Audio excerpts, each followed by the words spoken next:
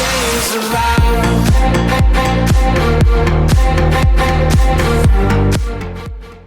Hello and welcome to the Tottenham America channel. Today we will be rating every player's performance from Tottenham Hotspur's 1-0 win over Burnley in the Premier League at home for Tottenham's last game of the season, as Harry Kane's penalty secured the 3 points for the Lily Whites and put the matters into Arsenal's hands for in terms of the race for Champions League and top 4. Before we get started with the ratings, please make sure to subscribe to the channel. We're only 11 away from hitting that 500 number, so please be sure to hit that big red button below. Now we're going to start with goalkeeper and captain Hugo Lloris. I'm going to give him a 7. I'm going to rate him a 7 as well. He had maybe 1 or 2 decent saves. Didn't have much to deal with, though, as Burnley were very passive in the first half. He did pretty well, though. He did get a yellow for time wasting. Of course. But it was smart time wasting. Yes. Ashley Barnes did. You know what? Cornet tested Lloris probably the most. I think that was the only save he had to make. I think. Yeah. Cornet was put through by Nathan Collins and basically 1-on-1, and Hugo Lloris made a fabulous stop to deny Cornet giving Burnley a goal. Had some good high claims, a little bit good distribution, but other than that, didn't see a lot of the ball. So we'll give him a solid 7 for keeping that clean sheet. Next up, in the defense, Ben Davies. I'm going to rate him a 7.5. 7.5 for me as well. Another solid performance from Ben Davies. Pretty solid. He did make gave away the ball a couple of times with some passes. But other than that, when we saw him at left wing back after Rodon came on for Emerson, I think he does pretty well at left wing back because he gets up the field a lot, and I feel like he's kind of learned from Reguilon. He kind of like learns to play up the field. But of course, his best position is center back. Yeah, left center back. Yeah, but still, he looked pretty good there, and his crosses. That's one thing. Yeah.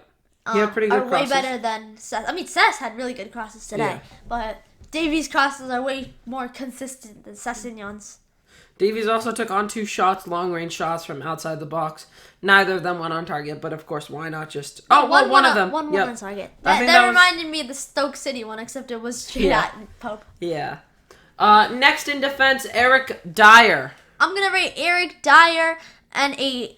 I'm going to give him a 7.75. Another solid performance from Eric Dyer. Great in the air. Great with his feet. He saw a lot of the ball today, considering that... He's so like calm when he has the ball at defense. He's like the complete opposite of Sanchez.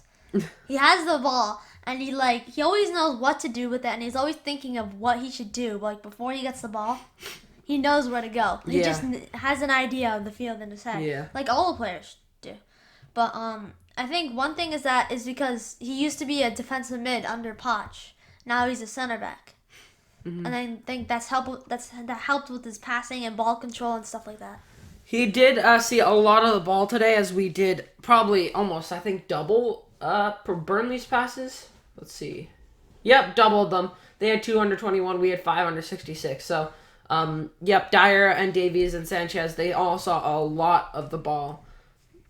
So, but Dyer did very well today, and it's another good performance to add to that list of against Liverpool, Arsenal, and then, of course, today against Burnley. That's another clean sheet, actually, which is excellent. And it means something important for Hugo Lloris. This now means that Hugo Lloris cannot be overtaken by Aaron Ramsdale in the race for clean sheets.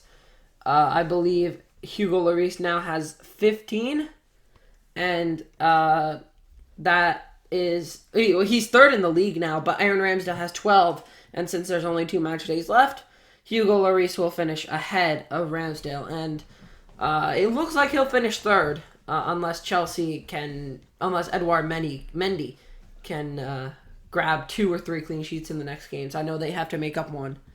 Because they just played the FA Cup final. Yeah. Oh, no, they're on 36, yeah, so they've got 2 more to play. Right, and next up in the defense, Davinson Sanchez. This guy was really good today. Yep, I'm going to give him an 8. Me as well. I'm giving him an A as well. But coming in for Christian Romero, he's been really good. Yes. Especially this game. It's just those. I think we saw this more against Arsenal than this game, but he just plays these passes into Kane and he turns, and it just looks. It's beautiful. Yeah, he did that a bunch against Arsenal. Yeah, not really that much this game. Yeah. But this game I feel like he actually kind of got up there a little bit. He kind of created some chances. He did. Maybe like one chance he kind of created. He had moments where he was a little shaky at the back. Some slightly misplaced passes, but other than that, he did very well today. And he looked much more composed on the ball than he normally does. Yeah. He's also stepping up very well in the place of Christian Romero, who's injured now. But that, unfortunately, with Christian Romero being injured, that adds to our list for, we could have said this about 2 match days ago. Romero's out for the season, Tanganga's out for the season, Doc's out for the season, Skip's out for the season, and Reguilón's out for the season. It doesn't mean much now when the season is one game. Yeah. But 3 match days ago, it would have meant something much more. Moving into midfield now, starting with right wing back Emerson Royal. I'm going to rate Emerson Royal a 7. I'm going to give him a 7.5. Another good performance from the right wing back. His crosses are getting better and better.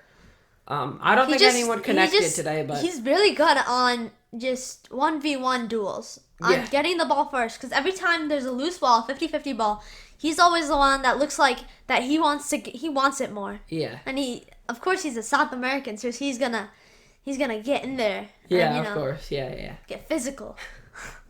But yeah, I can't wait for his compilation to come out on Twitter.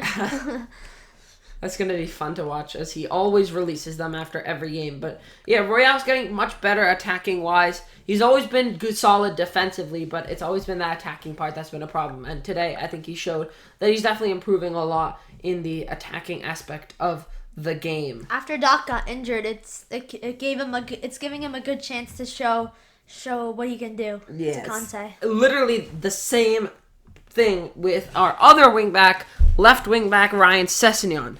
Ryan Sessegnon, I'm going to rate him a 7. 7.25 for me. Basically the same thing. Reguilón gets injured and he has to step in, and he stepped in very well. At 21 years of age, he's doing very well to replace Reguilón in this side that has played Arsenal, Liverpool. I think he played against He does well against big clubs. Yeah. And when he has time and space to cross, he's very good. And today his crosses were exceptional. Yeah. I think he wouldn't have been this good if he didn't go on loan to Hoffenheim. Yeah, definitely. The Hoffenheim loan helped him out a lot. A lot. But he's had some very good performances against Man City when we beat them 3-2. He obviously got his assist against Leeds and had those couple of games there. Then he got that assist and very good performance for Son's goal against Liverpool when we drew them 1-1 2 match weeks ago. Again, shut down Salah and Mane.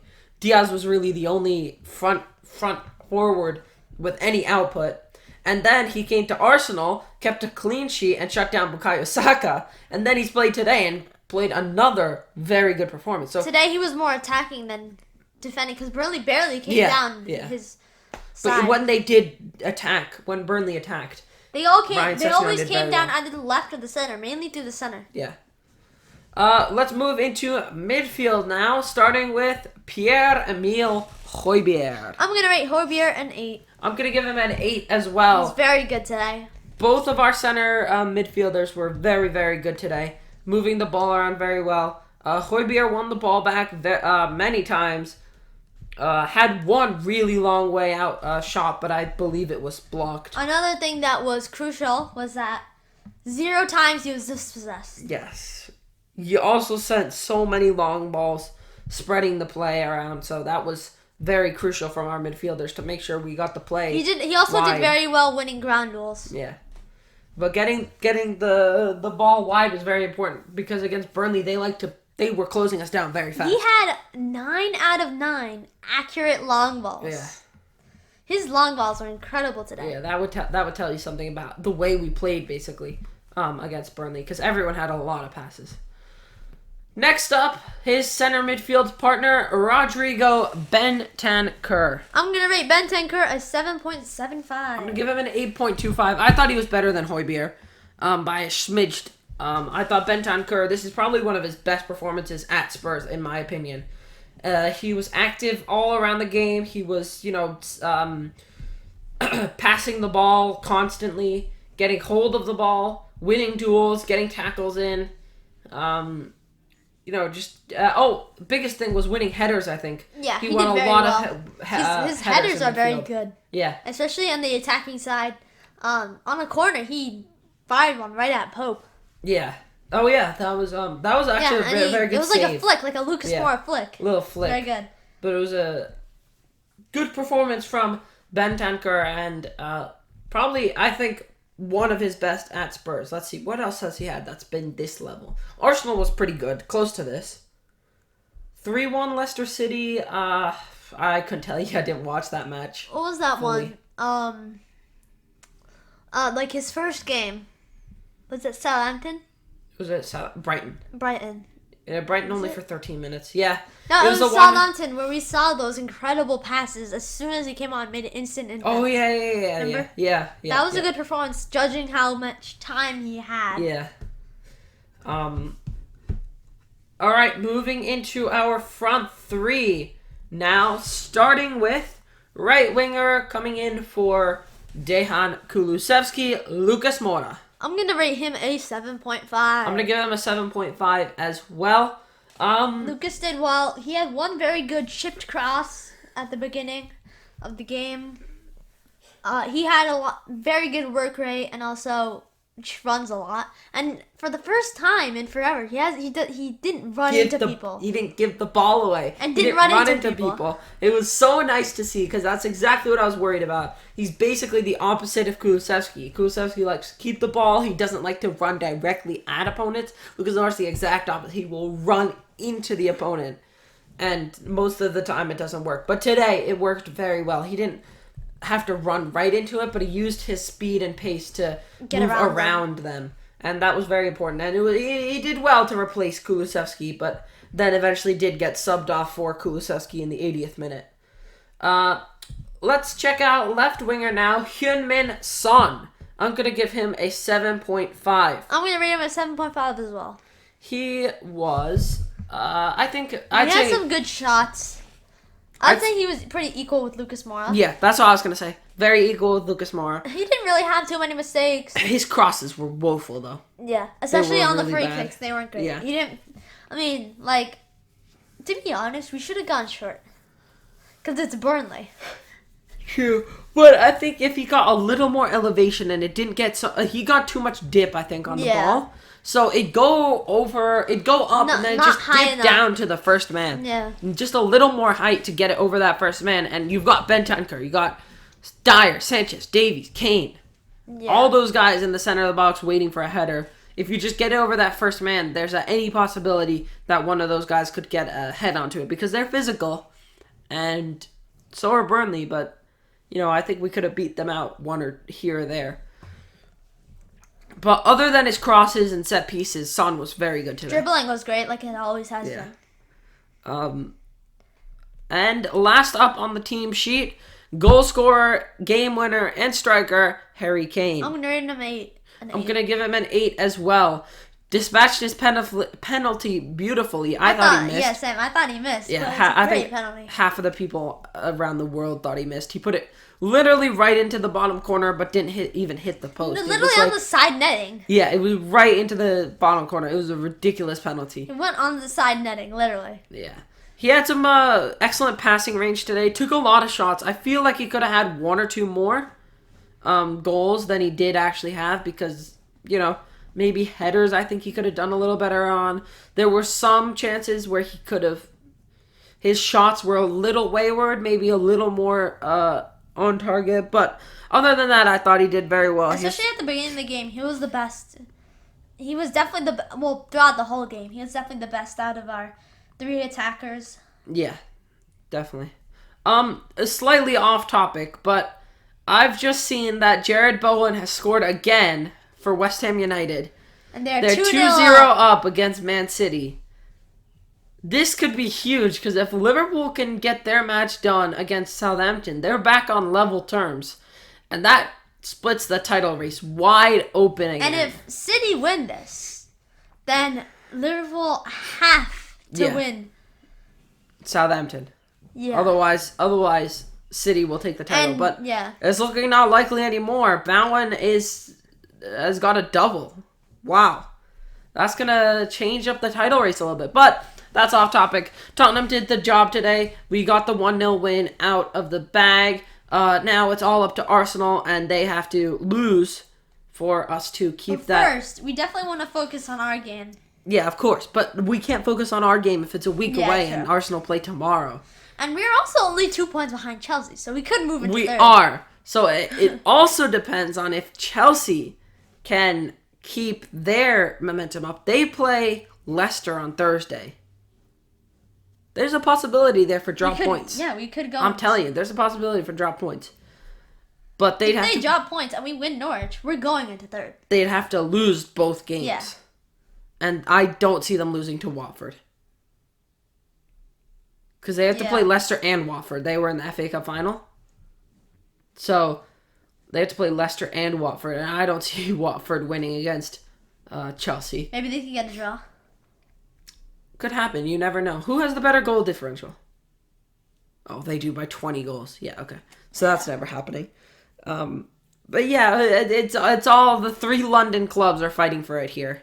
And it's going to be very tight. But that's it for our player ratings. If you enjoyed, make sure you smash the subscribe button. Again, we're just 11 subscribers away from the big 500. So please, please, please make sure you smash that subscribe button. Hit the like button if you enjoyed. Comment down below who your man of the match is. And until next time. Come on, you Spurs!